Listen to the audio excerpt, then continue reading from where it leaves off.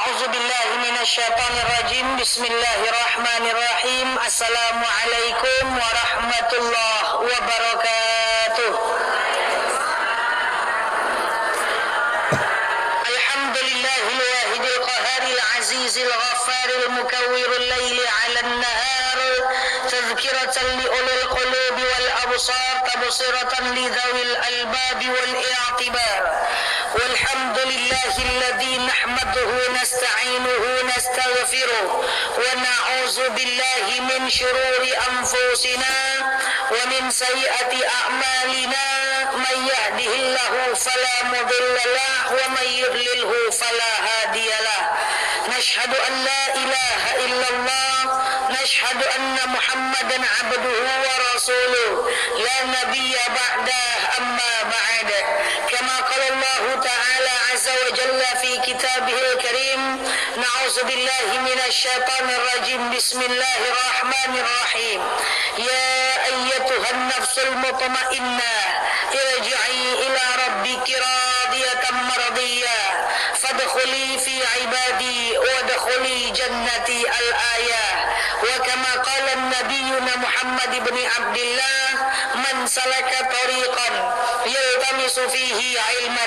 سهل الله به طريقا إلى الجنة Al-Hadis Sadaqallahul Azim.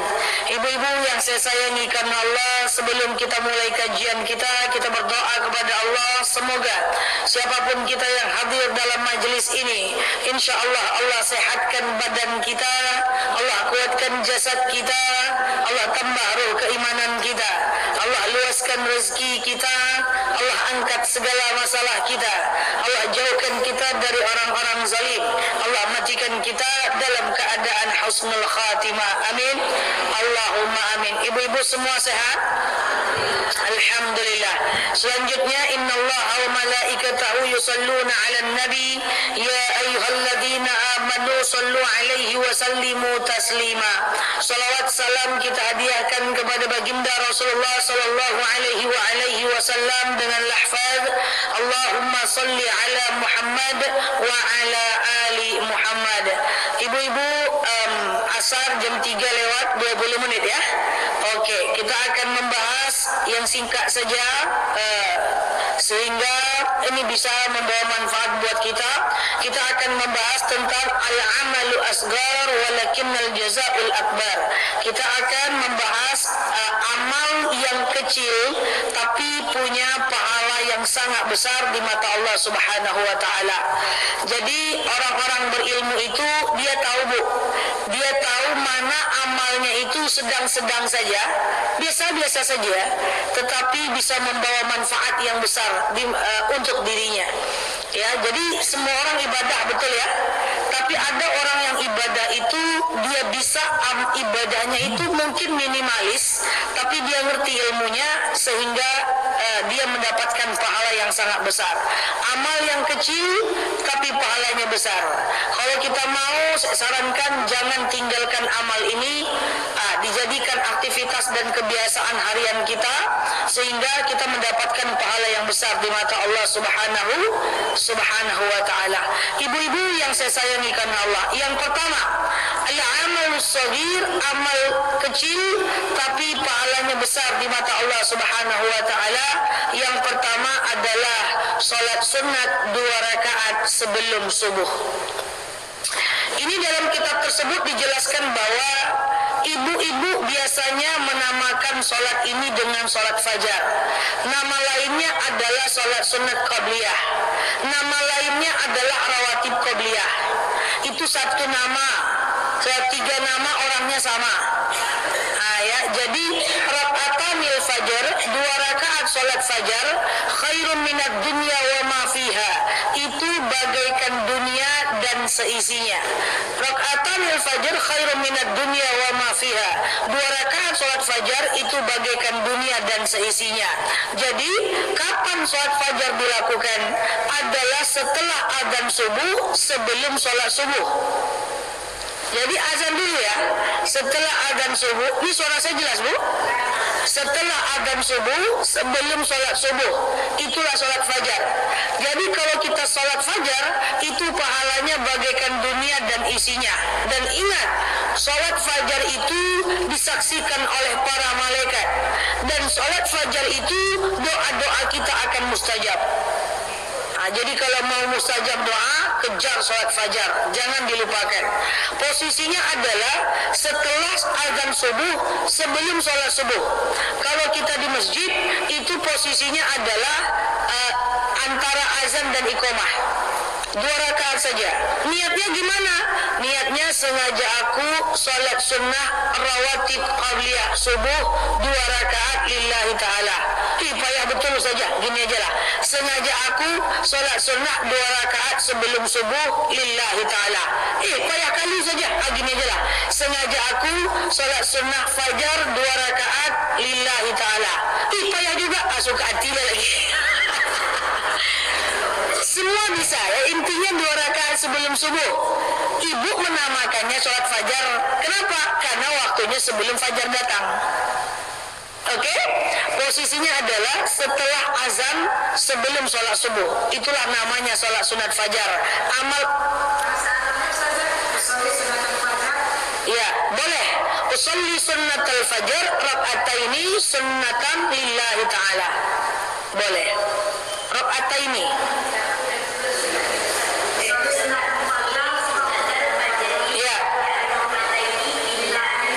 Betul.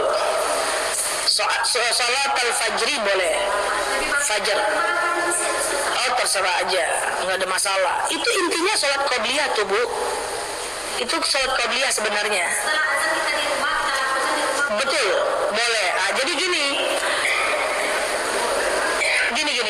Saya coba detail lagi ya, lebih detail lagi lah. Kalau sholat fajar ini intinya setelah adzan sebelum sholat subuh. Nah pertanyaannya gini, kami nggak ke masjid saja. Kalau ke masjid kan jelas tuh antara azan dan iqamah tuh. Sekarang kami nggak ke masjid, azan di masjid, setelah azan kami sholat sunat fajar di rumah, atau nama lainnya sholat sunat qabliyah, sama aja. Qabliyah dulu 2 rakaat, lanjut sholat subuh 2 rakaat di rumah, boleh. Sekarang di Pekanbaru adzan subuh itu adalah jam 4.51 kan Ustazah? Oke, itu adzan subuh 4.51. Tapi kami bangun jam 5:15. Orang udah pulang ke rumah, ke masjid, dari masjid. Boleh nggak kami qabliyah dulu 2 rakaat, lalu sholat subuh lagi 2 rakaat di jam lewat 15? 5:15. Boleh? Boleh, selagi masih ada waktu subuh. Tapi kalau udah jam 6:30, nggak boleh sholat fajar. Udah muncul fajar sodik.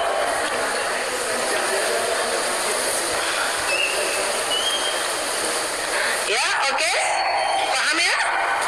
Usolli sunnatal fajar atau usolli sunnatal qabliyah. Boleh, atau pakai bahasa Indonesia juga boleh, nggak apa-apa. Itu jangan ditinggalkan. Tapi batasnya adalah kapan? Batasnya adalah sampai muncul fajar sodik. Fajar sodik itu sudah agak terang. Bahasanya gimana bahasa Indonesianya ya? Sampai waktu subuh telah habis. Itu habislah dia. Jadi amalnya kecil, pahalanya besar. Kalau mau baik-baik, diijabah doa, jangan tinggalkan sholat fajar. Raka'atanil fajar khairum minad dunya wa ma fiha. 2 rakaat sholat fajar bagaikan dunia dan seisinya. Setelah adzan subuh, sebelum sholat subuh. Di masjid boleh, di rumah boleh. Telat sholat subuhnya dikit, nggak apa-apa. Lakukan qabliyah 2 rakaat atau fajar, lanjut sholat subuh 2 rakaat. Itu saat kita melakukan sholat fajar itu doa kita mustajab itu.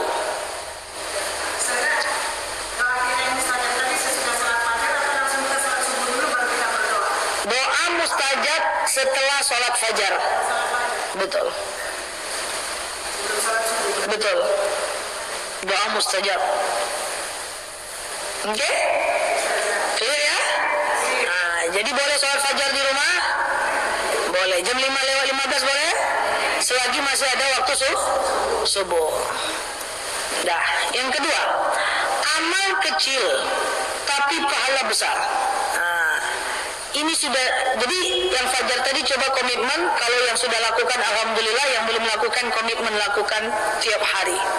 Lakukan 40 hari ke depan, nanti hari ke-41 kalau kita tinggal baru kita risau. Kalau belum 41 hari tidak bisa. Ya, banyak yang nanya kepada saya gimana caranya istiqomah Ustazah. Gampang aja istiqomah, itu tidak ada susah. Al-iman yazid wa yanqus. Iman itu kadang naik kadang turun. Waktu dia naik kerjakan, waktu dia turun paksakan, gitu aja.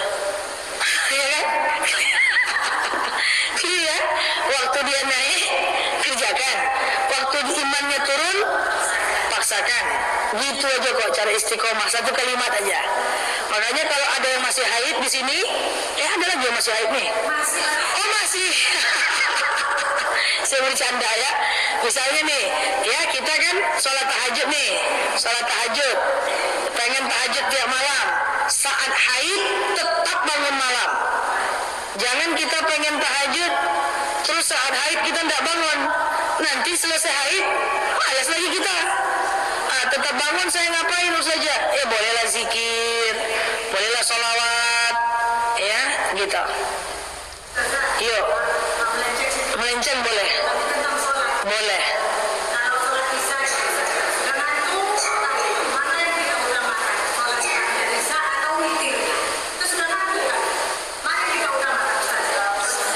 Pertanyaannya berat betul. Bagus itu pertanyaannya, tapi jawabannya sama gini. Ustazah, saya habis isya ngantuk kali. Oke, mana lebih saya utamakan? Sholat rawatibnya setelah isya atau witir? Coba kita urai, kita retas. Intinya kita nggak sanggup nih untuk sholat lagi. Pokoknya habis satu ngantuk, nggak sanggup rasa-rasanya untuk sholat lagi. Rawatib yang saya utamakan setelah isya atau witir? Coba kita teropong dulu, kita zoom dulu. Status hukumnya sama. Rawatib sunnah muakkad juga, witir sunnah muakkad juga. Jadi kita nggak bisa bicara dalam hal hukum karena kekuatannya sama. Tapi yang kedua, yuk kita lihat fungsinya. Sekarang saya tanya, ibu sholat isyanya waktu terkantuk itu di rumah atau di masjid? Kalau di rumah lebih penting rawatib, karena rawatib itu tujuannya menambal kesalahan sholat isya ibu, andaikan ibu salah dalam sholat. Tapi kalau ibu di masjid salah sholat isya ibu, imam yang menggantinya, witir nggak apa-apa. Oke? Paham ya? Terlalu cepat? Oh enggak ya? Enggak ya. Oke. Jadi kalau dia di rumah lebih baik rawatib aja, menyempurnakan sholat isya kita. Kalau di masjid yang menyempurnakan kan sudah ada imam. Kalau nggak enak tinggal witir, berdoa saja semoga sebelum subuh bisa kebangun untuk witir. Kan witir bisa sebelum subuh. 1 rakaat boleh.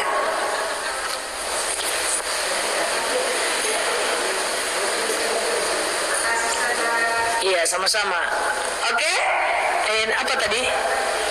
Fajar 1 baru. Oke, yang pertama adalah sholat fajar itu amal kecil pahala besar. Yang kedua, al-amal shaghir, amal yang kecil tapi pahalanya besar di mata Allah Subhanahu wa taala. Tunggu dulu. Tadi sholat fajar usahakan istiqomah ya. Kalau dia iman lagi naik, kerjakan, iman lagi turun, paksakan. Yang penting tetap kerjakan. Malas tuh nggak apa-apa, yang penting tetap dikerjakan. Saya malas susahnya nggak apa-apa, yang penting kerjakan. Lah, iya, saya pun sering malas kok, cuman bedanya saya tetap kerjakan. Malas tuh nggak apa-apa ya, nggak apa-apa, malas aja lah, yang penting kerjakan. Oke, selanjutnya amal yang kecil pahala besar nomor 2 adalah sedekah subuh. Nah, yuk kita dudukkanlah. Apa nih sebenarnya sedekah subuh yang nggak kelar-kelar nih urusan? Pertanyaan banyak kali ke saya tentang sedekah subuh. Kenapa mereknya adalah sedekah subuh?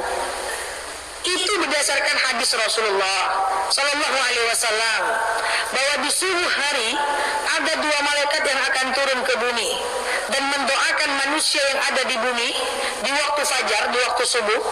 Malaikat yang pertama itu mendoakan siapapun yang bersedekah di waktu subuh dikaruniakan untuknya banyak rezeki dan diberikan kepadanya ganti rezeki yang sangat banyak daripada apa yang dia berikan. Sementara malaikat satunya ngomong, berdoa sama Allah, celakalah bagi orang-orang yang bakhil.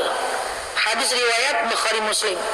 Makanya kita selalu mengekspos, kami ya sebagai ustaz-ustazah selalu mengekspos, mengajak jemaah untuk melakukan sedekah subuh.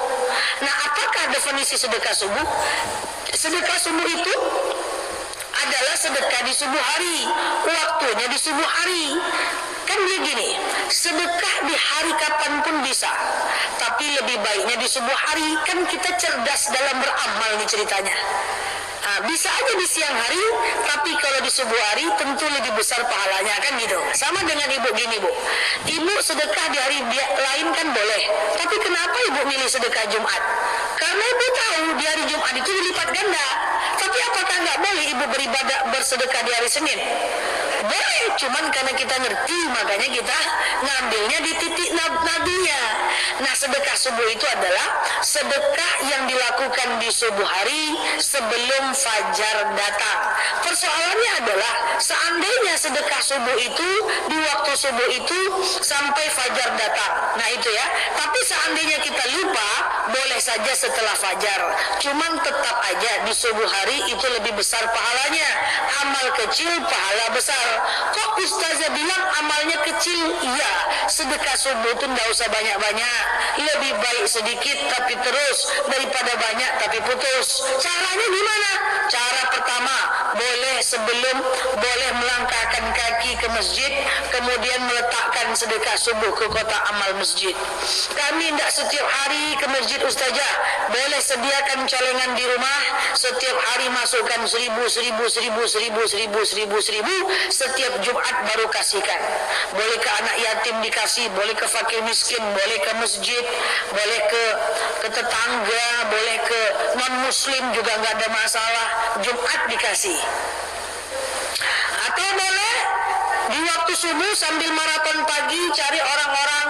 Subuh kan masih banyak orang-orang yang maaf ya, ngambil sampah, orang-orang nyapu gitu ya, kasih ke mereka.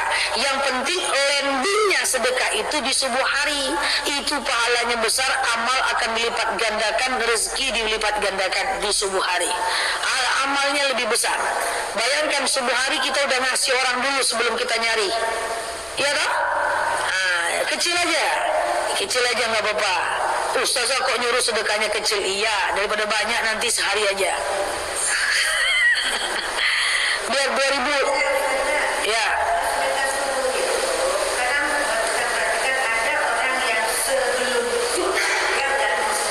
Baik. Ada orang yang sudah sholat baru. Oke, ada orang ustazah sebelum sholat subuh dia masukkan ke infak.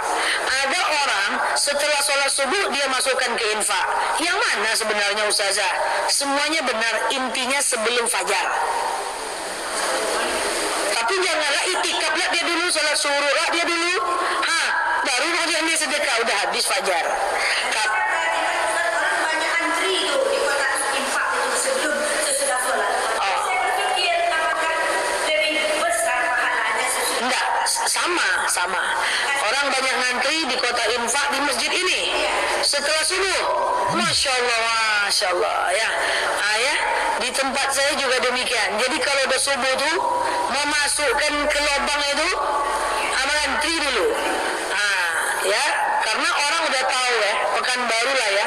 Saya rasa kemanapun saya subuh di Pekanbaru udah gitu aktivitas orangnya. Jadi udah subuh itu udah masukkan duit ke celeng karena Pekanbaru ini kan syiar luar biasa ya. Jadi yang penting sebelum adzan, sebelum fajar, sebelum apa namanya tuh? Fajar sodik. Fajar sodik itu bahasa Indonesianya sebelum terang, udah gitu aja. Tapi bukan berarti setelah itu nggak boleh ya. Cuman saya pengennya sih kita otomatis sedekah di subuh hari. Kenapa? Kita mau sedekah juga nya. Kan kita mau sedekah juga kan. Kita tetap harus sedekah dong, kita ada rezeki. Tapi serahkan di subuh hari. Jadi cerdas kita dalam beramal. Rezeki yang dikeluarkan sama, pahalanya luar biasa. Ya.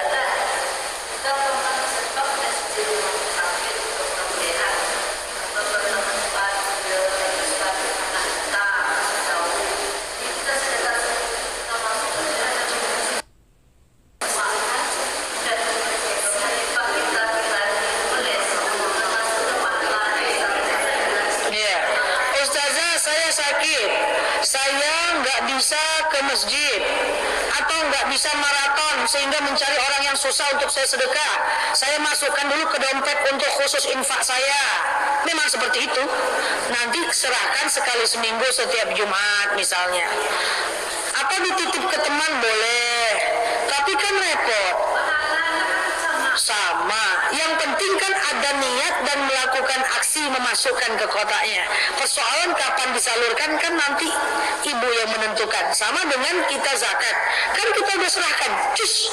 Kapan diserahkan oleh amil zakat kan lain.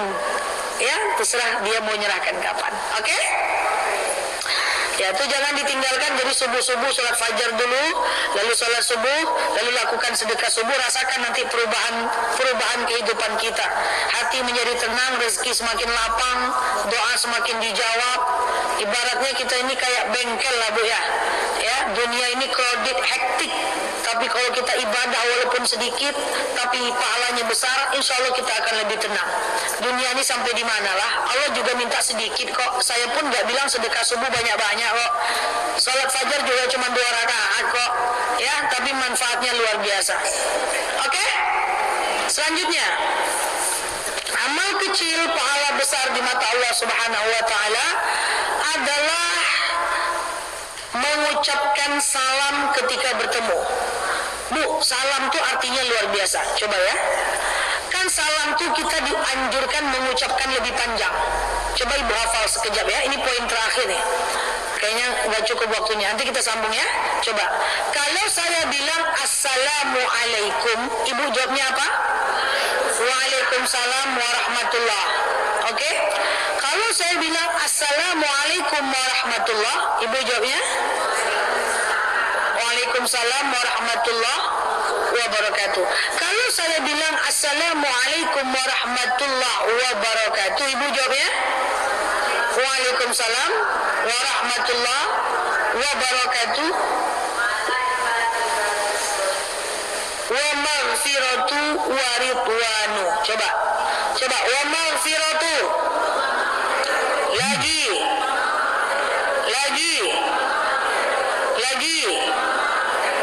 Wa ridwanu.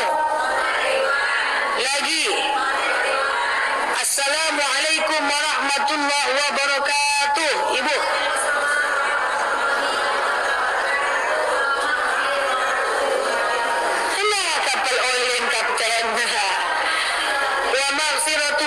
Nanti kalau ustadznya datang itu jawabnya.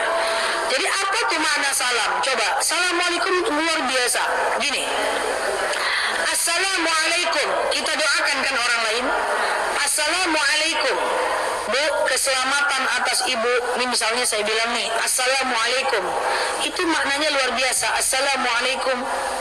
Bu, keselamatan atas ibu.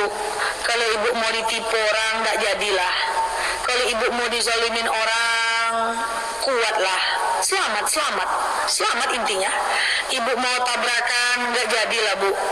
Ibu mau dihipnotis orang, mudah-mudahan ibu selamatlah Bu.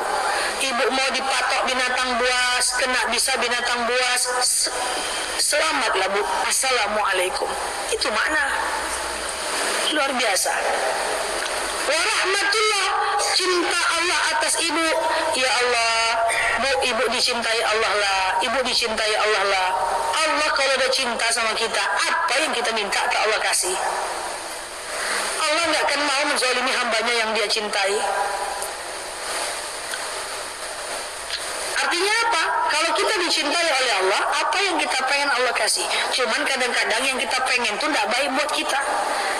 Dicintai Allah lah Bu. Oke? Apalagi? Wa barakatuh, berkah Allah lah untuk ibu. Apa itu berkah? Berkah itu apa? Tenang hati kita apapun kondisi nasib kita. Wa barakatuh, Bu, berkahlah hidup ibu Bu. Tenanglah hati ibu apapun kondisi ibu saat ini. Lagi diuji, berkahlah. Lagi kelilit hutang, Allah tenangkan. Lagi susah payah karena suami maksiat, Allah tenangkan. Berkahlah Bu. Berkah itu tenang hati kita apapun kondisi nasib kita. Maka Islam punya salamnya luar biasa. Wa maghfiratu, Allah ampunilah ibu Bu. Allah ampunilah segala dosa ibu, Allah ampuni segala kesalahan ibu. Wa ridwanu, masuk surga ridwan lah ibu. Surga ridwan. Jadi amal kecil loh, ucapkan salam. Sekarang kita mengucapkan salam itu sebenarnya memancing doa. Coba saya bilang sama ibu, ya, Bu, assalamualaikum. Bu, selamat ya atas ibu ya. Jadi kalau ibu pengen dizolimin orang nggak jadi ya, ibu pengen dihipnotis nggak jadi ya. Kalau orang pengen maling rumah ibu aman ya kan. Jadi kita cuma memancing doanya orang dengan cara mengucapkan salam. Nah itu makanya ketemu orang tuh gitu ya. Jangan ketemu orang, halo bro, kabar. Jadi itu dia, assalamualaikum itu luar biasa. Makanya ada syariat, ketika ada orang mengucapkan salam, maka kita dianjurkan membalas dengan yang lebih panjang. Kenapa? Karena kalau orang itu mengucapkan salam, maka orang itu tandanya sayang sama kita, kita membalas yang lebih. Syariat dan sunnah adalah ketika ada orang ngasih 1, kita kasih 10. Itu adalah syariatnya. Jadi ucapkanlah salam 3 itu dulu, karena 3 menit lagi kita azan. Jangan tinggal sholat fajarnya, jangan tinggal sholat sedekah subuhnya, dan sering-seringlah mengucapkan salam, karena itu kalimat arti luar biasa bagi orang-orang yang mengerti. Iya. Salam. Sama. Ustazah, ada saya dengar orang bilang gini, pertanyaannya gini, Ustazah, ada saya dengar orang bilang gini, lebih bagus jawabnya waalaikumsalam daripada waalaikumsalam. Itu sama Bu. Kalau waalaikumsalam itu ada koma, waalaikum berhenti sebentar, waqaf, salam, dan atas engkau keselamatan. Tapi kalau Ibu hilangkan waqafnya, jadinya waalaikummus, itu juga dia, tidak mempengaruhi arti dah, tidak ada. Tidak ada, itu cuma harokat saja. Sama-sama. Sama dengan tadi, usolli sunnatal fajri pakai ri, tapi bisa juga usolli sunnatal fajr, bisa. Ini cuma harokat saja. Baik, wallahu a'lam bishawab. Ala hazihi niyah al-Fatihah.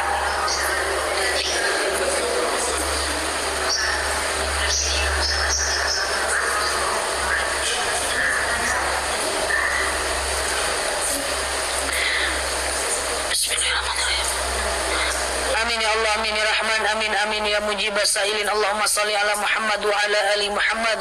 Allahumma inna nas'aluka ridhaka wal jannah, na'udzubika min sakhatika wan nar. Allahumma inna nas'aluka salamatan fi dinina, afiyatan fi jasadina, ziyadatan fi ilmina, barakatan fi rizqina, taubatan qabla al-maut, rahmatan indal maut, maghfiratan ba'da al-maut.